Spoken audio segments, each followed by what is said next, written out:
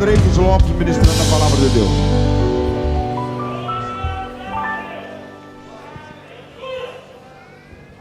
Meus irmãos, saúdo com a paz do Senhor Jesus. Graças a Deus. Abramos as nossas Bíblias, por gentileza, de carta de Paulo aos Filipenses. Filipenses capítulo de número 2. Filipenses capítulo de número 2.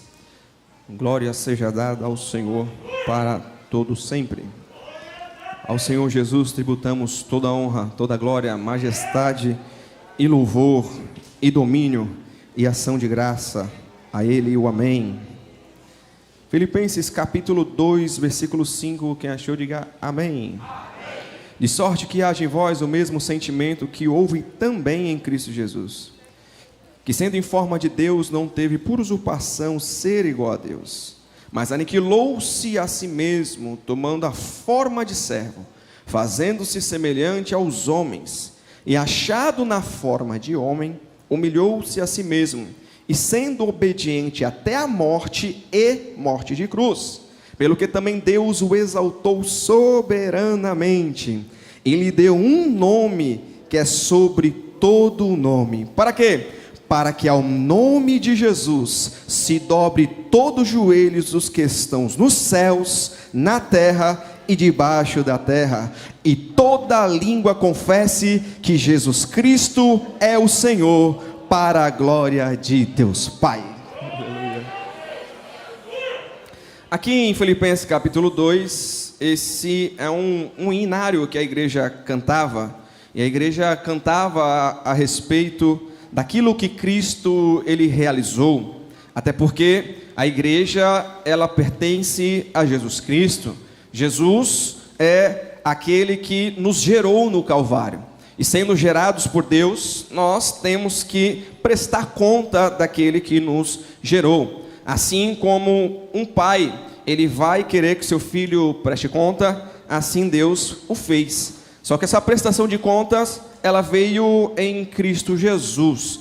Então a igreja, ela tinha sua identidade. A igreja sabia quem ela era e quem ela era em Cristo. É por isso que a mentalidade da igreja, ela toma-se, e assim eles dizem: de sorte que haja em vós o mesmo sentimento, ou seja, o mesmo pensamento, o mesmo modelo, a mesma mente que também houve em Cristo Jesus. E que Cristo fez para que a igreja pudesse estar imitando a Cristo? E ele prossegue: que sendo em forma de Deus, não teve por usurpação o ser igual a Deus. Ou seja, ele é Deus, a sua forma de Deus, a sua divindade, a sua essência, mas quando ele encarnou-se, ele deixou essa glória. Essa palavra usurpação é a palavra grega agarpagmos, que quer dizer tomar a força. Mesmo ele sendo Deus, ele não tomou a força para ser Deus, pelo contrário, ele fez com que ele humilhasse a si mesmo, e tomando a segunda forma, a forma de servo. E na forma de servo, Jesus, que é Deus, agora na forma de servo, ele faz-se semelhante aos homens. E isso que é tremendo. Por quê? Porque achado na forma de homem, ele tem que se humilhar de novo. Agora se humilha para ser obediente até a morte, e morte de cruz. Então o texto no versículo 6 diz que ele tem forma de Deus. No versículo 7 ele tem forma de servo. No versículo 8 ele toma forma de homem. Como forma de Deus, ele não quer tomar a força por ele ser Deus. Por ser servo, ele se faz semelhante aos homens, e por ele ser homem, ele se humilha a si mesmo até a morte, e morte de cruz. A sua obediência foi até o fim. É por isso que a vitória de Jesus Cristo na cruz, ela é uma vitória poderosa, gloriosa, porque a Bíblia diz no livro de Romanos, capítulo 5, versículo 12, que o pecado, ele entrou no mundo através de um homem, mas através de um homem também, todo aquele que nele crê, ele também recebe a justiça divina. Se pelo um ato de um homem a morte entra como o célebre e aniquila todas as possibilidades do homem, também através de um homem a morte ela tem que bater em retirada e dizer que a vida eterna é todo aquele que nele crê. É por isso que Jesus, quando veio, Jesus precisou vencer algumas batalhas, algumas pelejas. E essa batalha, essa peleja que Jesus teria que declarar, ele teria que vencer de todas as formas. É por isso que o escritor aos Hebreus, no capítulo de número 5, no versículo de número 7 e 8, diz que Jesus Cristo, ele tudo foi tentado, mas sem pecado. Jesus Cristo, ele teve que passar por fome, aflições. A Bíblia diz em Mateus, capítulo de número 26, quando Jesus está no Getsemane, a sua alma ficou angustiada até a morte. A Bíblia diz também em Lucas que o seu suor se tornou como sangue devido à agonia que ele passa no Getsemane. Jesus Cristo, como homem, ele teve um sofrimento que jamais a humanidade poderia pensar em ter. Há quem diga que é semelhante às dores de parto, mas eu acrescento ainda mais: nem as dores de parto natural de uma mulher poderia gerar o que Jesus Cristo gerou na cruz, a vida eterna para o homem. Nenhuma dor poderia se comparar à dor de Jesus Cristo na cruz. É por isso que Jesus Cristo obteve algumas vitórias. Número 1, a primeira vitória que Jesus ele obteve foi em João capítulo de número 16, no versículo de número 33. Jesus ele disse: tenho-vos pois dito isso, para que em mim tenhais paz. Porque no mundo tereis aflição, mas tende bom ânimo, eu venci o mundo. A vitória de Jesus Cristo pelo mundo foi uma vitória triunfante, gloriosa, poderosa, exaltada até por Deus Pai. Mundo na Bíblia pode ter vários sentidos, como aqui ele está falando do sistema de pecado, o sistema que o mundo está sendo envolto através do pecado, até porque o pecado ele entra no mundo. Mundo também pode significar pessoas, como João capítulo 3, versículo de número 16, o texto áureo do nosso evangelho, o cerne daquilo que nós cremos. Deus amou o mundo de tal maneira que deu seu Filho unigênito para todo aquele que nele crê não pereça, mas tenha vida eterna. Mundo aqui está falando de pessoas, mas também o mundo ele pode se referir ao cosmos, as estrelas, o sol, a lua, os outros planetas que Deus criou. A Bíblia diz em Hebreus capítulo de número 11, versículo de número 3, que a palavra de Deus gerou os mundos, e ali são dois mundos, o mundo espiritual e o mundo físico. O mundo físico foi gerado no haja de Deus todas as coisas, os planetas, seja ele as estrelas, tudo que envolve o sistema solar. E a Bíblia diz, continuando o texto, ele diz: porque tudo que foi feito, não foi feito daquilo que é aparente, porque primeiro foi feito no espiritual, para depois manifestar no mundo físico. Então o mundo ele pode ser pessoas, o mundo pode ser a criação de Deus em todo o seu sistema, e o mundo pode se tratar na Bíblia como aqui, o sistema de pecado, aquilo que o mundo oferece, a cultura mundana que o mundo traz. Só que a Bíblia diz que Jesus, ele venceu o mundo. João ele vai dizer, em 1 João capítulo 2, versículo de número 15, ele diz: filhinhos, não ameis o mundo, sistema pecaminoso, e nem que no mundo há. Por quê? Porque o amor do Pai não está no mundo. Se Cristo, ele quisesse manifestar o amor de Deus para com os homens, e assim revelar a sua graça, e a graça trazendo a comunhão, a bênção apostólica, ele teria que provar o amor ágape de Deus. E o amor ágape, ele é um amor sacrificial, é eu me doando para uma causa sem receber nada em troca. Isso é o amor sacrificial. E quando ele diz, meus filhinhos, não ame o mundo, ele está dizendo, não se sacrifique ao ponto de querer mais o mundo do que o amor de Deus. Ele está dizendo, filhinhos, ao ponto de vocês se entregarem para o mundo, e o mundo nas suas concupiscências, deixarem a carne ser cobiça, e assim então vocês se desviarem da presença. É por isso que no versículo de número 17 ele vai dizer que tudo que há no mundo, há desejo da carne, há desejo dos olhos e a soberba da vida, isso não é do Pai, mas é do mundo. Jesus, ele disse, eu não cobicei a carne, eu não cobicei com os olhos e nem soberbeci a minha vida, porque o amor que o Pai me deu, eu entreguei para todos aqueles que nele crê, lá na cruz do Calvário, porque ele venceu o mundo. Jesus teve uma missão, e a missão é vencer o mundo, o sistema de pecado do mundo. Tiago, ele vai dizer no capítulo 4, versículo 4, adúlteros, não sabeis que a amizade do mundo se torna inimigo de Deus? Mas aquele que quer ser amigo de Deus, que seja inimigo do mundo. Jesus venceu o mundo, a igreja também vai vencer o mundo. Não podemos deixar mundanizar nossas igrejas. Estamos modernizando, mas não podemos mundanizar. Jesus venceu o mundo e o seu sistema de pecado, nós também iremos vencer. A igreja vitoriosa, a igreja gloriosa, ela não marcha para ficar na terra, ela marcha para ir para o céu, para a Nova Jerusalém celestial. Quem vai para lá, adore ao Senhor.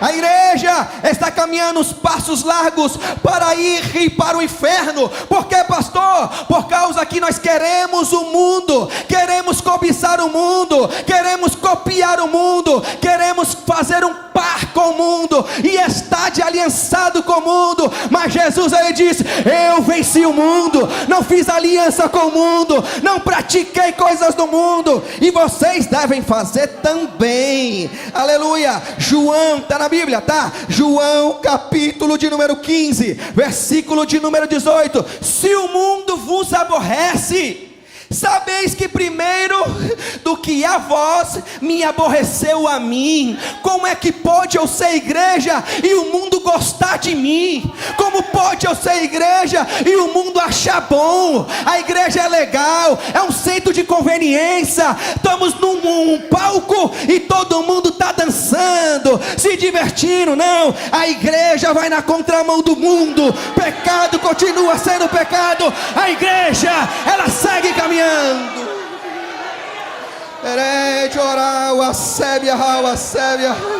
Se o mundo, ele não cobra nada de você que é cristão, eu falo uma fala aqui, pois parece pleonasmo, mas não é, mas eu digo para você, em alto bom som, aceita Jesus como seu Salvador, arrependa do seu pecado, porque nós não temos aliança com o mundo, nós não estamos ligados ao mundo. Arrependa-se nessa noite.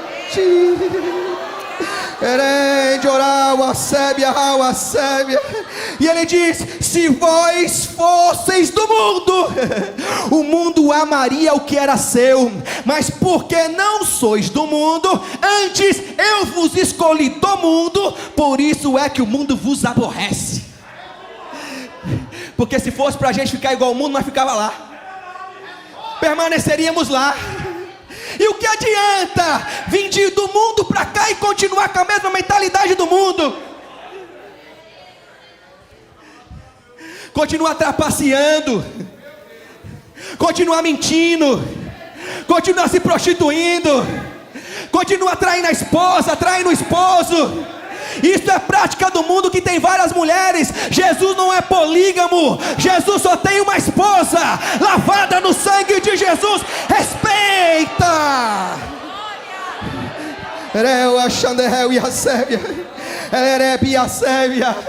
Jesus disse, versículo 20, lembrai-vos da palavra que eu vos disse, não é o servo maior do que o seu senhor.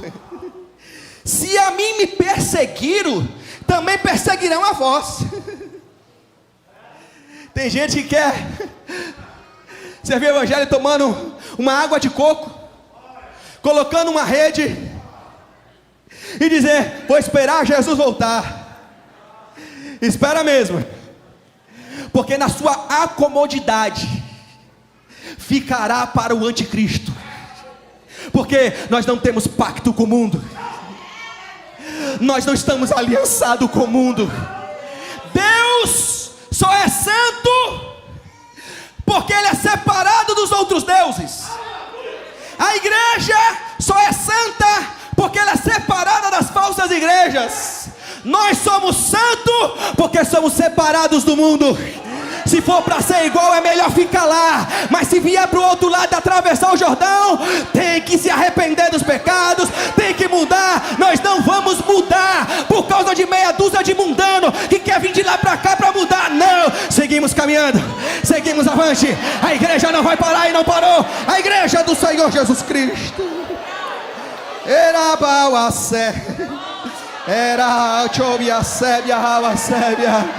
é noite de nós se arrependermos dos nossos pecados, pegar o cálice, pegar o pão e dizer: Senhor, eis-me aqui, eu estou aqui, eu quero ir para o céu, eu amo o céu, eu quero santidade.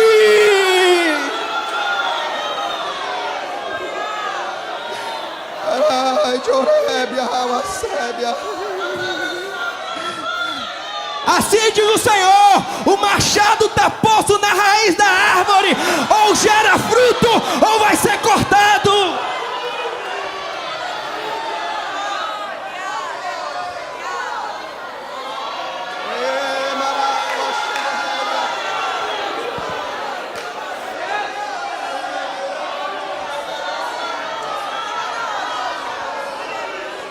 O lenhador está passando com o machado afiado, e ele está dizendo para a igreja de Cubatão: é tempo de ajuste, é tempo de nós ficarmos firmes, porque o que vai vir vai apertar mais.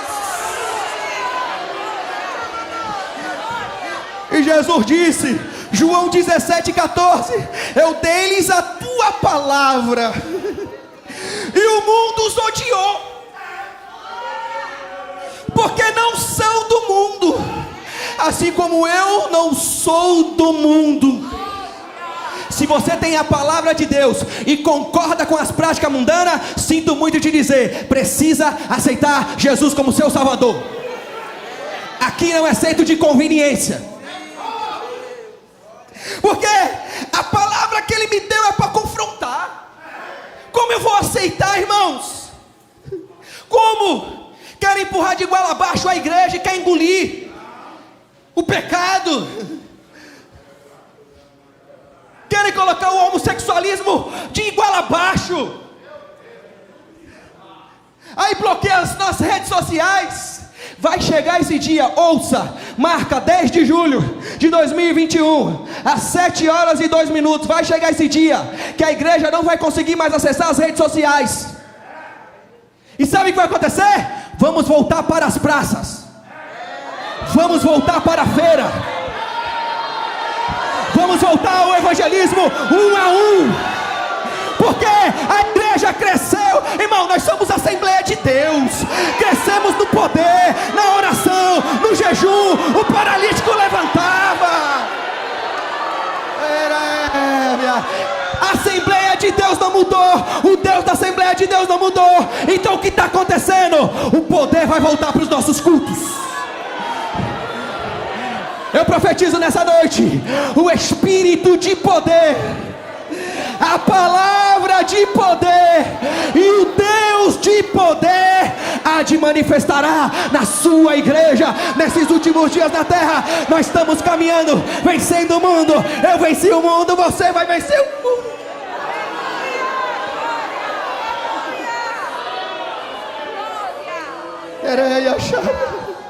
Me desculpe a sinceridade, mas o Espírito Santo tem ministrado nos últimos dias no meu coração. Sabe o que? Paulo, quando ele revela a igreja de Corinto, pastor Carlos, ele revela as 3 classificações de dons: saber, inspiração e poder. A palavra de saber, palavra de conhecimento, palavra de sabedoria e discernimento de espíritos, ok? A palavra de inspiração está ligada à profecia, variedade de línguas e interpretação das línguas. Isso nós temos. E o poder? Fé, operação de maravilhas e dons, plural, de curar. Pasme os senhores, prestar atenção às senhoritas. Temos o dom de saber, sobejando. Temos o dom de inspiração, sobejando. Mas está faltando os dons de poder, atuar para a edificação do corpo de Cristo. Poder não é quando eu falo em línguas. Poder não é quando há profecia. Isso é inspiração, edifica no corpo. Poder é quando uma alma se converte.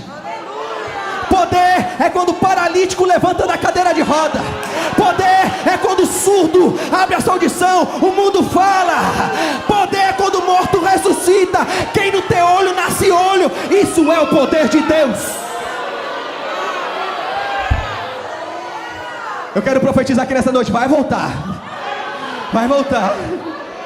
Vai voltar. Vai voltar. Vai voltar. Deus está cansado de pessoas vazias nos nossos púlpitos, falando ladainha, coisa com coisa. Nós viemos na sala a palavra de sabedoria, mas na demonstração de poder. Não vamos abrir mão da nossa sabedoria, da nossa inspiração, mas não podemos abrir mão do poder. Jesus venceu o mundo, nós vamos vencer também. Os cânticos espirituais vão voltar, irmão. Os cultos matutinos voltarão a ser mais cheios. Os ciclos de orações voltarão a ficar com o poder do Evangelho.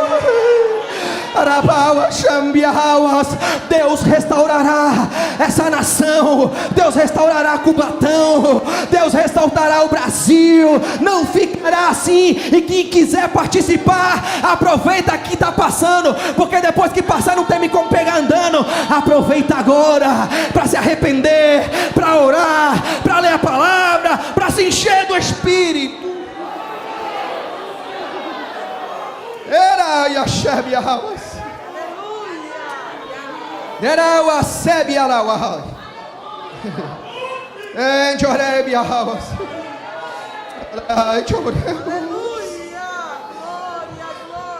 O mundo está querendo ameaçar a igreja. Quem eles pensam que são? Para afrontar a igreja do Deus vivo. Capítulo 4 de Atos.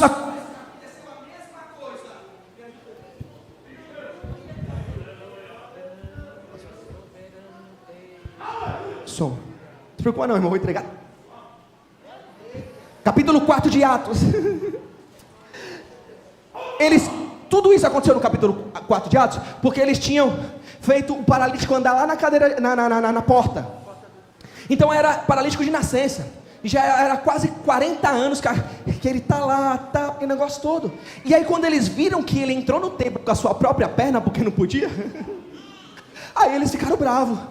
E exortaram os apóstolos a que eles não falassem mais no nome de Jesus.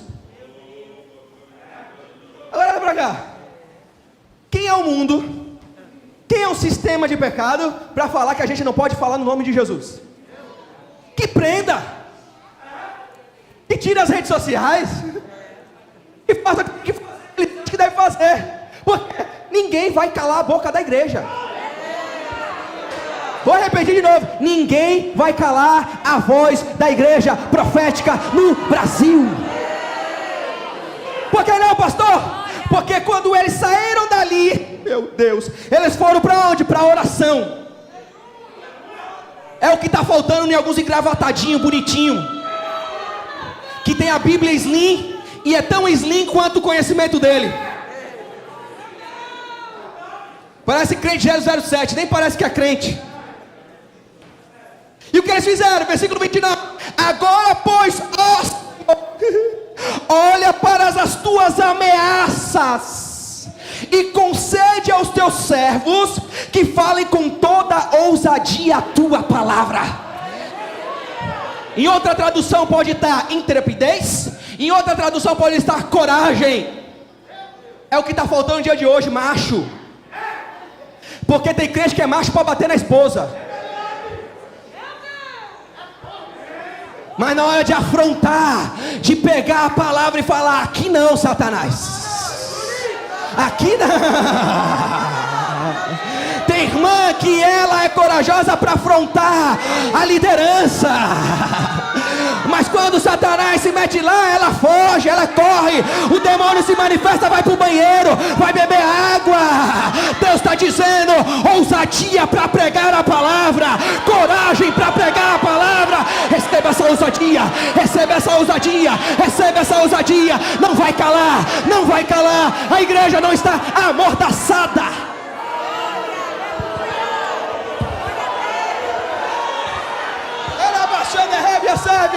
Somos uma voz profética e ninguém pode calar uma voz profética. Ela ecoa, ela ecoa, ela ecoa, ela ecoa.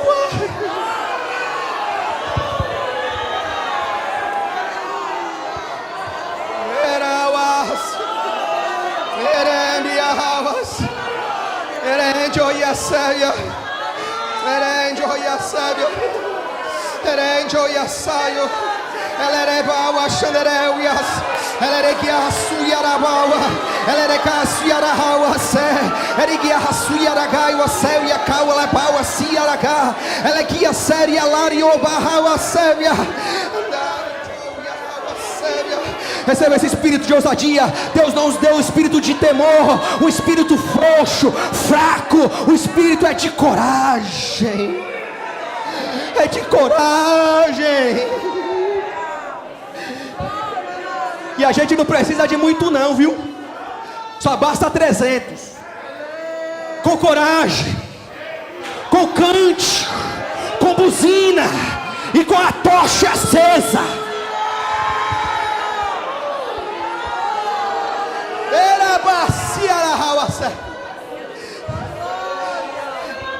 Assim diz o Senhor para alguém aqui: os medrosos e os covardes que voltem, que recuem, porque nós estamos, como eu vi uma frase outro dia: foguete não tem ré.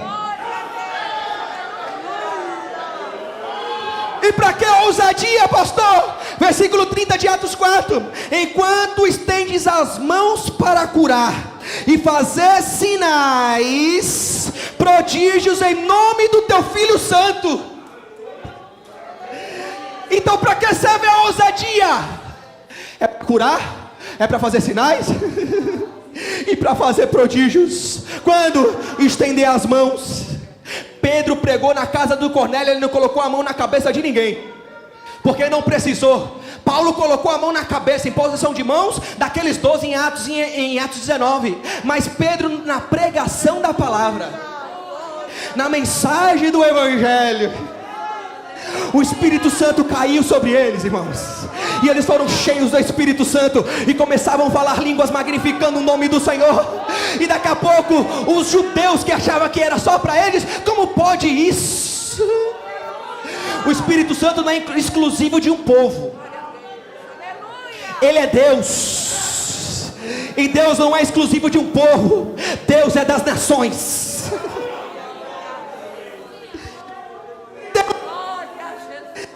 E tendo eles orado, aleluia, moveu-se o lugar em que estavam reunidos, e todos foram cheios do Espírito Santo e anunciavam a palavra com ousadia. Pastor Carlos, eu quero ser ousado aqui nessa noite e profetizar: vai voltar a ousadia para os nossos púlpitos.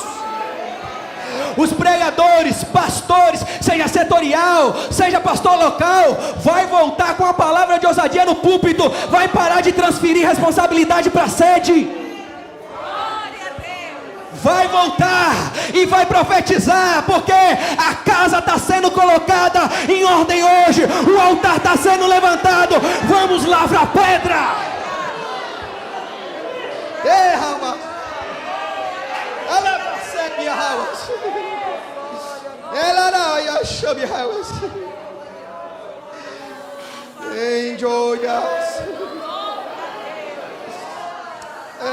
Enjoy us.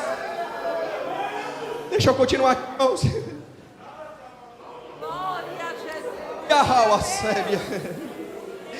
Jesus venceu o mundo, mas Jesus venceu o pecado também que está no mundo. Glória. E é para me caminhar para o encerramento, senão, só Deus. Romanos 8, versículo 3.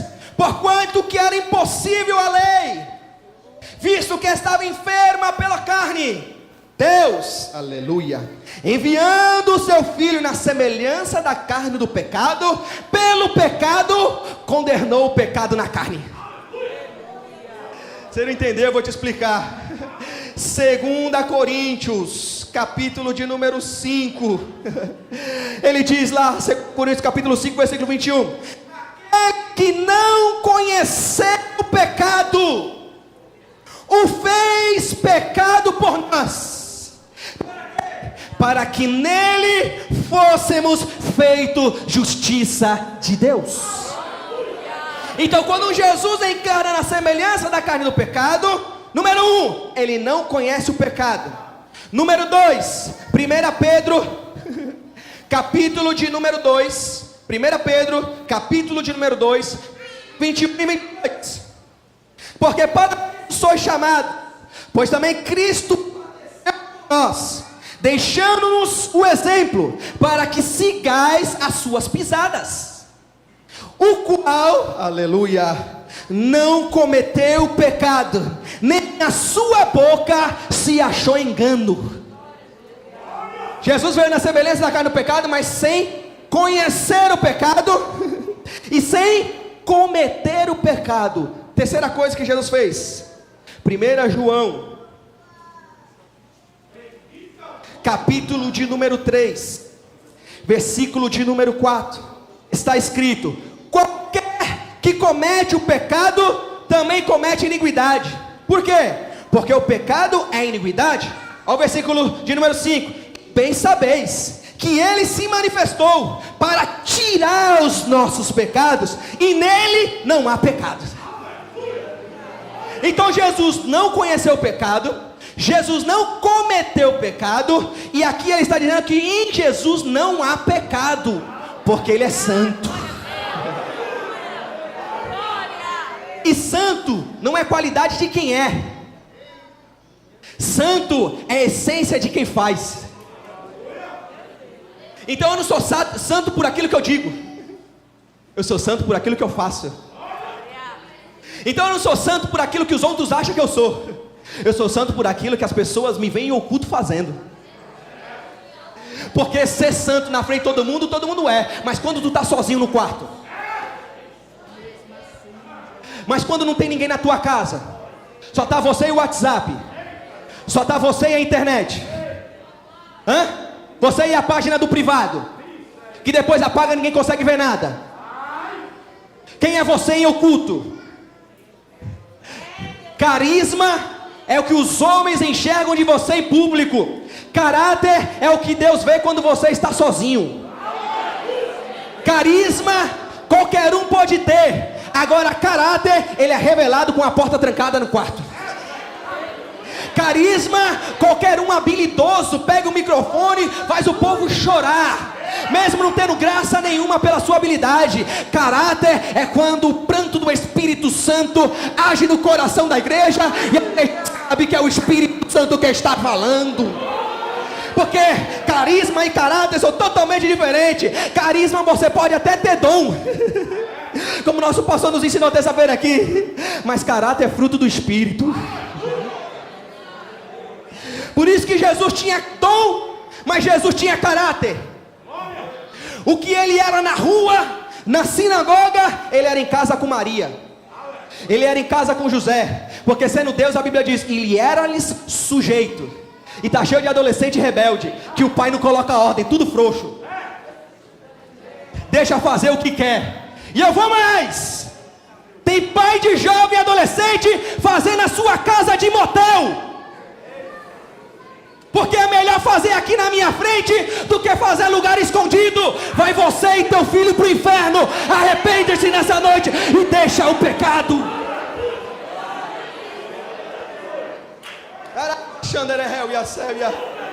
Para de passar a mão na cabeça de pecado do teu filho.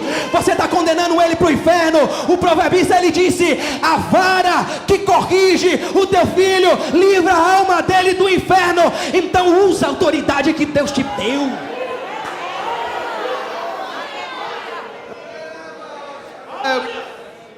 Glória a Deus. Aleluia. Quem pode adorar ao Senhor? Porque Jesus é santo, irmão. É a essência dele, irmão. Deixa eu falar um negócio aqui, não me leve a mal não. Mas vocês já viram, imaginaram? Pastor Carlos, será que a gente consegue imaginar os anjos cantando Anitta? Será que a gente consegue imaginar os anjos cantando Wesley Safadão? Será que a gente consegue imaginar os anjos cantando pagode? Será que a gente consegue imaginar os anjos olhando para o trono, vendo aquele que está sentado no trono, vendo seu filho assentado do lado direito e dizendo: ah, pai, com a saia apertada, com a regata da tatuagem? Será que a gente consegue? Sim ou não, igreja? E por que a gente canta música mundana?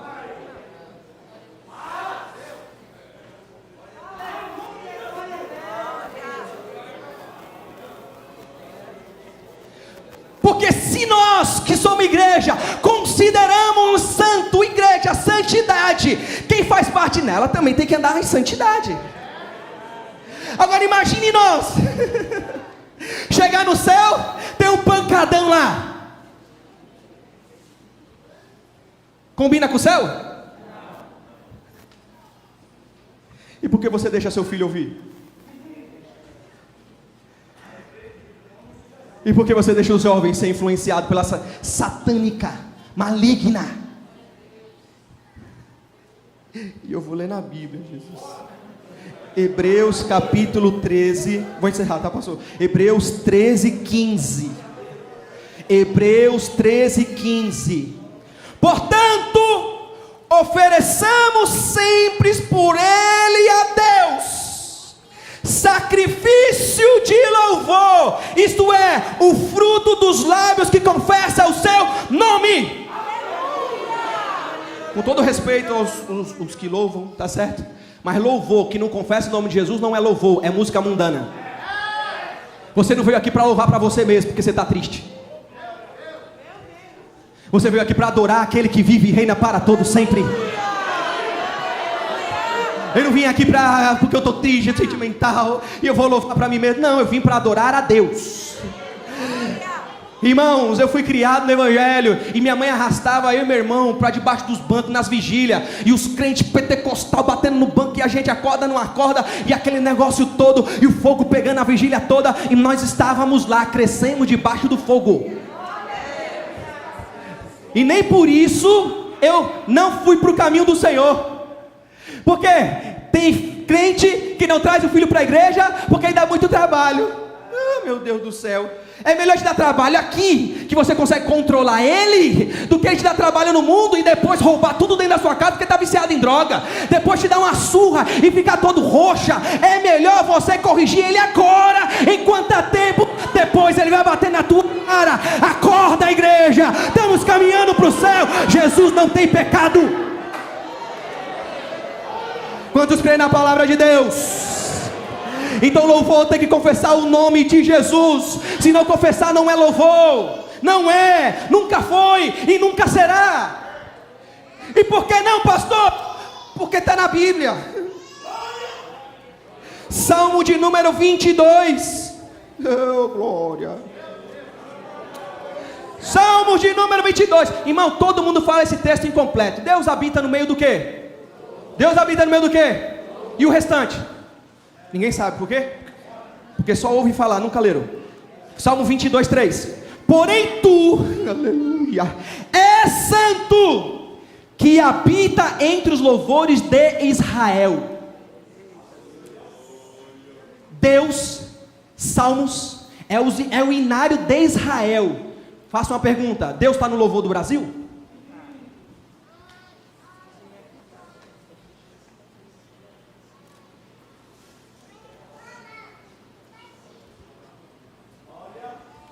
Terceiro,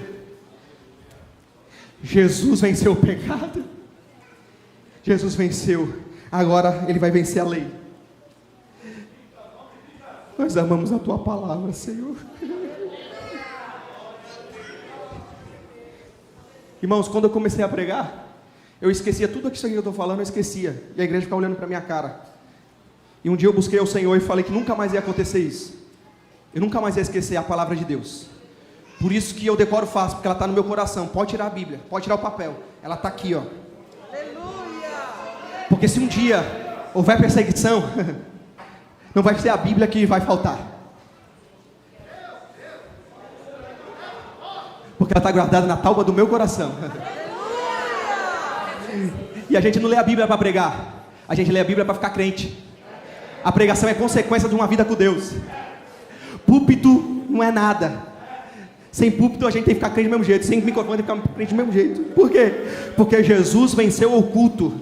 As maiores batalhas que Jesus enfrentou não foi na frente de ninguém. Foi oculto. Quando ninguém vê, quando ninguém sabe, ninguém entende os propósitos. Quando falta dinheiro, quando falta comida, quando não tem Danone para os filhos, quando não tem nada. Só que não falta, sabe o que? Palavra. Não falta oração. Oh, Senhor. Glória a Deus. Glória a Jesus. Glória a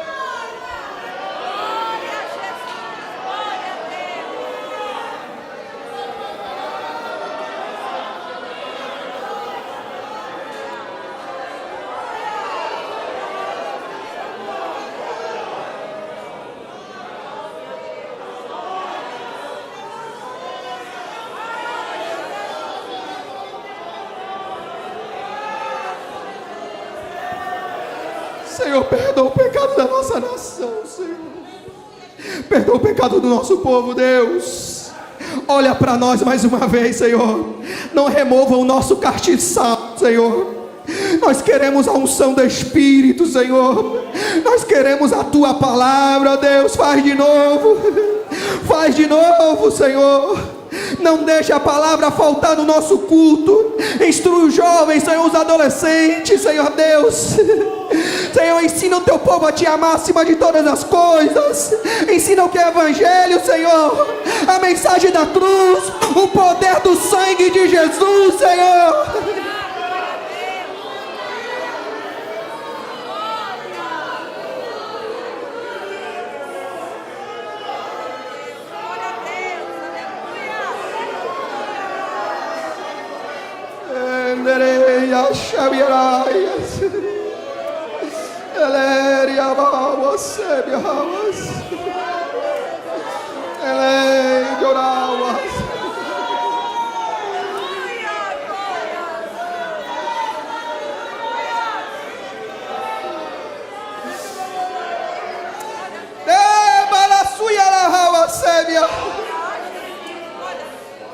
Jesus venceu a lei. Eu encerro aqui. Jesus venceu a lei.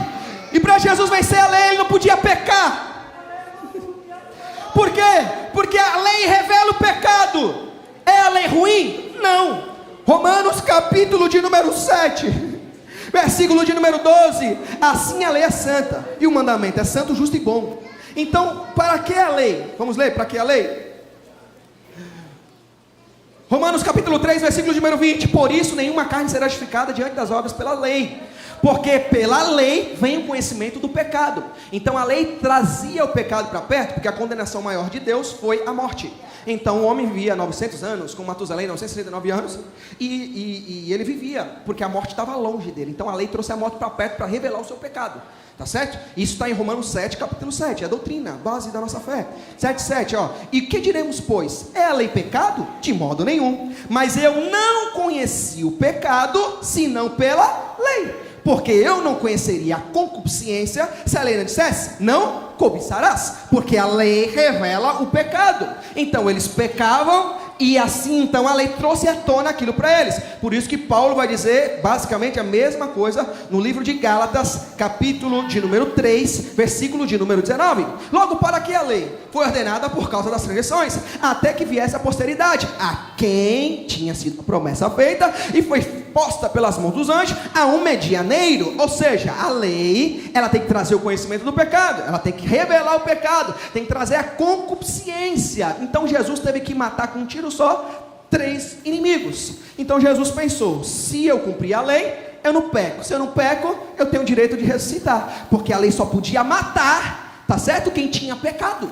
Então Paulo vai falar isso muito bem em Romanos, porque tinha uma cláusula da lei. Os irmãos que advogados sabem as brechas da lei. Então Paulo sabia disso. Está em Levítico 18, versículo 5. Capítulo Romanos 10, 4.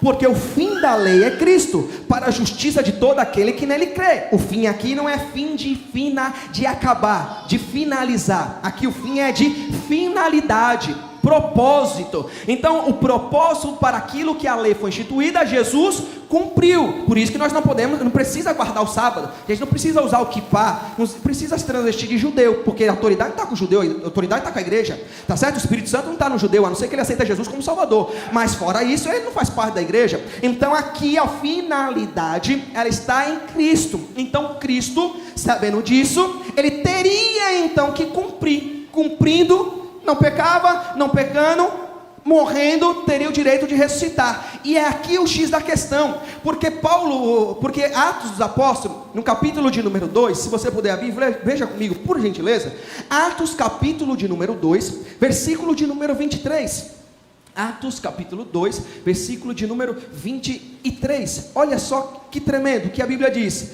a este que foi entregue pelo determinado conselho e presciência de Deus, tomando vós, o crucificaste e o mataste pelas mãos dos injustos. Versículo 24, vamos ler todo mundo junto? Quem achou, diga amém. Amém. Vamos ler toda a igreja? 1, 2, 3, a igreja.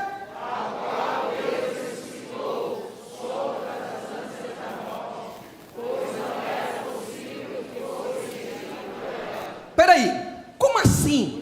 Deus ressuscita solto as ânsias da morte. Vai ter tradução que vai colocar laços da morte, tá certo? Mas como assim, solta sobre as ânsias da morte? Jesus morreu, ponto, morreu. A Bíblia diz que a sua alma, ela tem que ir para o Hades, ou Sheol, tá certo? Só que aqui ele está dizendo que solta sobre as ânsias da morte. As irmãs que ficaram grávidas sabem o que é ânsia. O que é ânsia? O enjoo.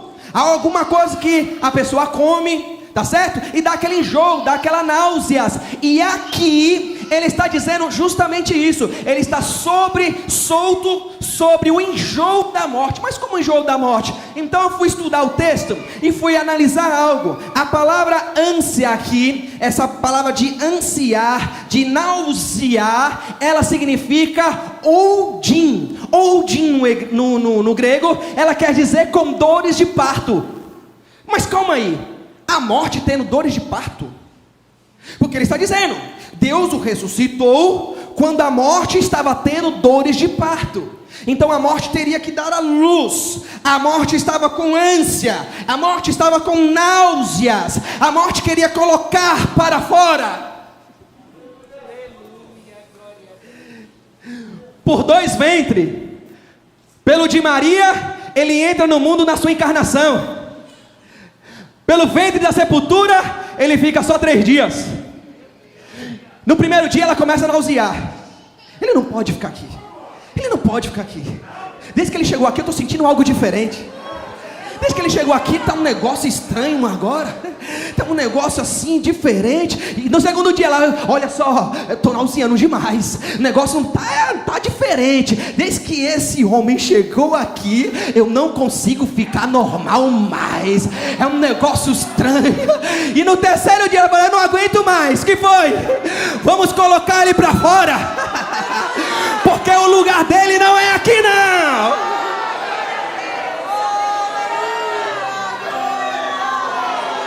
E o texto diz, pois não era possível ser retido por ela, preso por ela, segurado por ela, está na mão dela, porque ele ressuscitou, Jesus está vivo, Jesus está vivo, Jesus está vivo.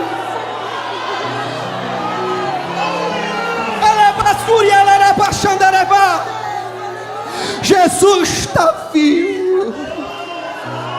Maria ficou 9 meses, mas a sepultura ficou 3 dias. Maria ficou 9 meses com o unigênito, a sepultura ficou 3 dias com o primogênito.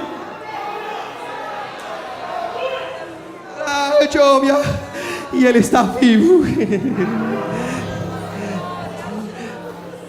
Me ajude, me ajude. Porque Ele... Posso crer no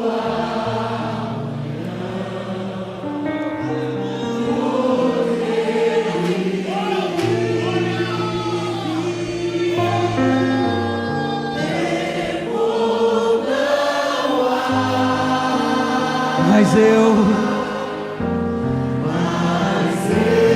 bem sei, eu sei que a minha vida está nas mãos do meu Jesus, que Ele está. Mais uma vez, porque Ele vive. Só quem crê que Ele ressuscitou. Jesus está vivo. Buda morreu. Allan Kardec morreu. Charles Daisy Russell morreu.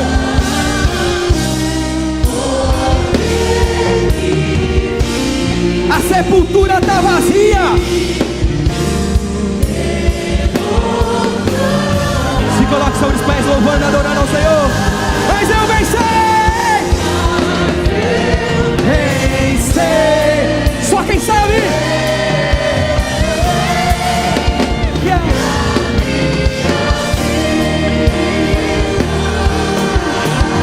Está na onde?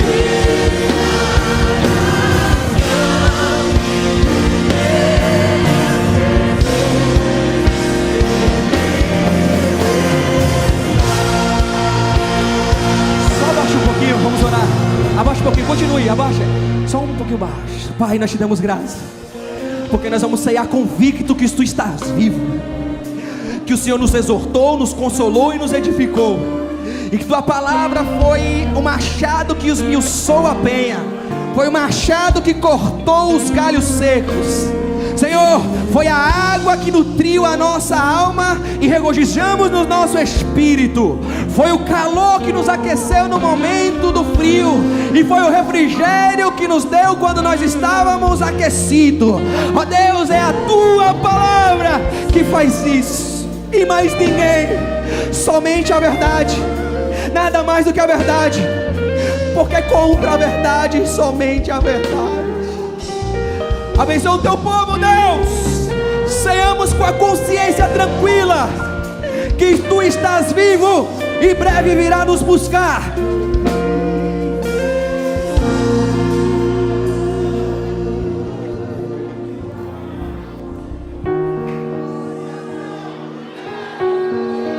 Tome assento adorando o nome do Senhor, Adriana.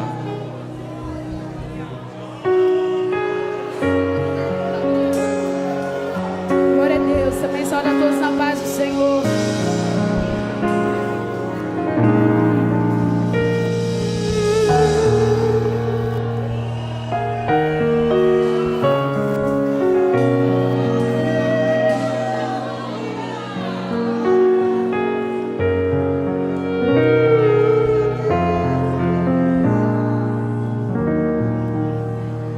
Louve ao Senhor comigo.